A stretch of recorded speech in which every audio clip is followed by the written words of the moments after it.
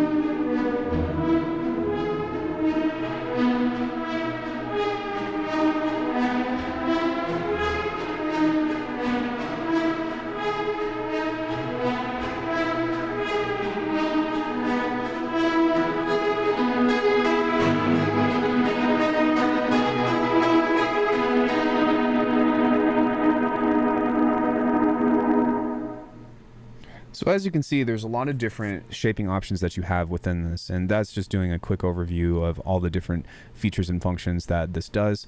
There's a couple in particular that are relatively subtle that I would have liked to have been more dramatic, of course, but the thing that I like about this the most is, outside of, you know, liking the way that it sounds, is that between the cleanup and the shape and whatnot, there's a bunch of actual practical controls that you can use in order to make it usable within the context of a sound or a song, or whatever it is that you're using reverb for.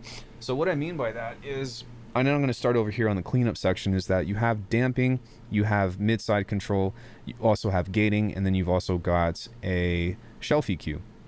And so behind all of that, you know, if you want to basically make your reverb dampen out in a particular frequency range, then you can kind of control that via the pie looking thing.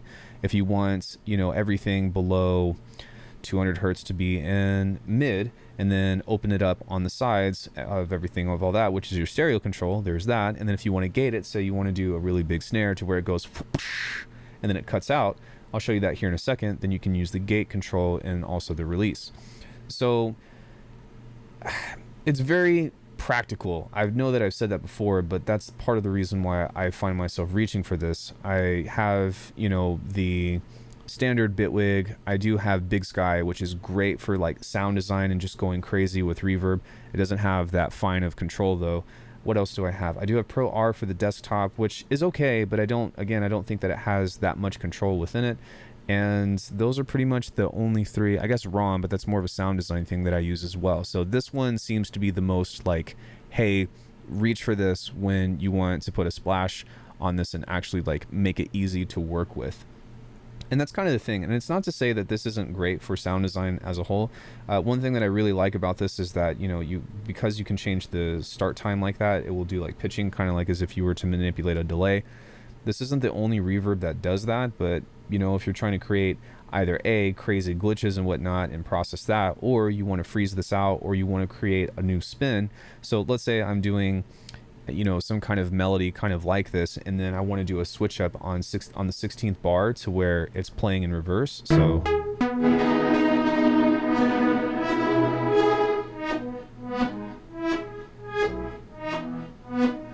then I can do that without necessarily having to resample, and it sounds a little bit different, but that's fine because excuse me, normally that's what we want to do anyways. So behind all that, the depth is kind of where I would like this to be a little bit more dramatic, particularly with the shimmer. Shimmer reverbs, I guess you can kind of pseudo make one by taking a pitch shifter and putting it up anywhere between, I don't know, say a fifth and an octave, or however high you want. You basically make it higher than the pitch of the fundamental or than the original source, and then you put a reverb over it. So within this, you see that there are some controls over here that says 6 times 8K hertz, and rather than focusing on pitch, it just has certain frequency ranges that this kind of focuses on, and then it has the amount. I think that if it kind of just was a little bit more dramatic, that would be good, but it still sounds pleasing because it's subtle. With the resolution and the modulation, I'm not sure if you caught it or not, but with the modulation you can make it kind of like warble or sound a little bit more vintage, also by changing the resolution.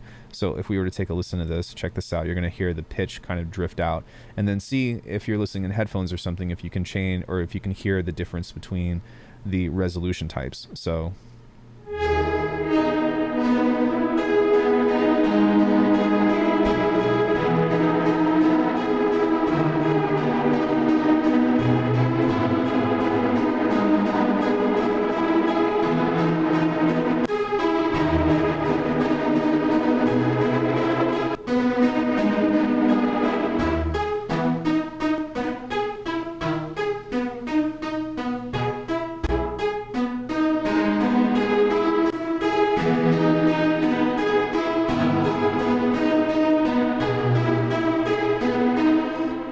So obviously within this, the modulation is probably the biggest parameter that I have a noticeable difference on.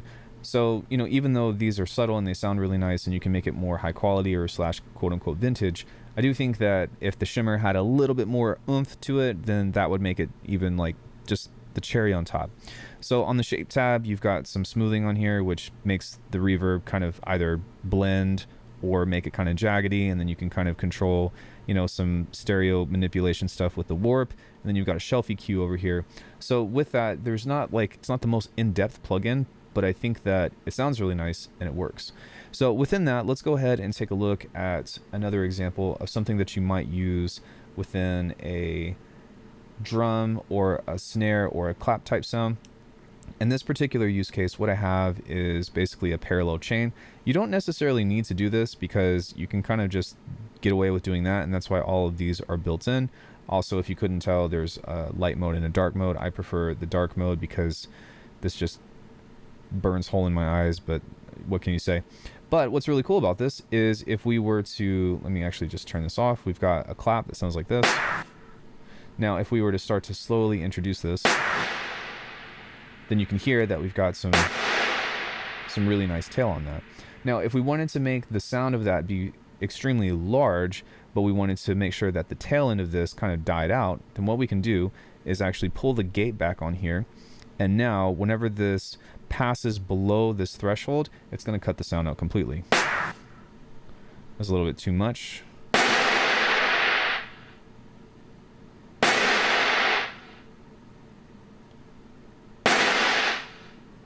So as you can hear, now that we have a mix between the two, we can kind of dial back on this and get a nice blend in between the two sounds.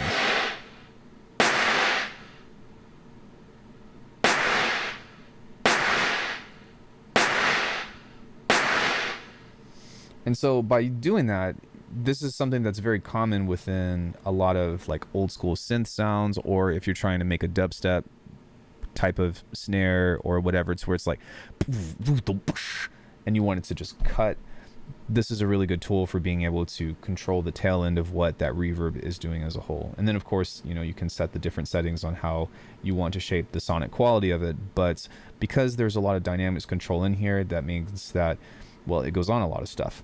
So finally, I got this cool little bass on here. We're going to turn this off for just a second, and it is nothing special. It's just kind of a nice little womp, but it sounds like this.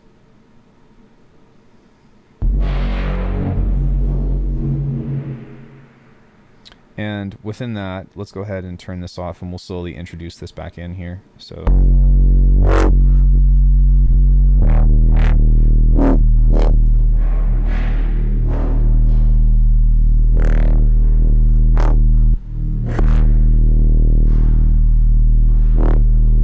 as you can see, I'm turning the damping off, or turning the damping up, and then I'm also making sure that everything below, it's going the wrong way, but everything below 140, say, is not being affected. So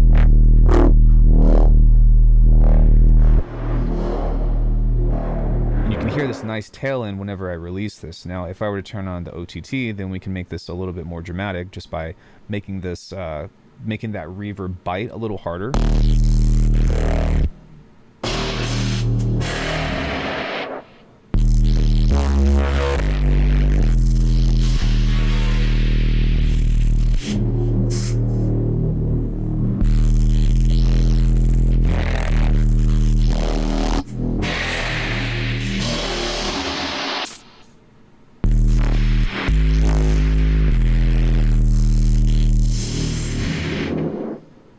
And as you can see, I'm using the ducker here and changing a couple of things. But what's really cool is, like, if you wanted to just turn this into some crazy sound design blast, then you can start off by modulating the starting point of this.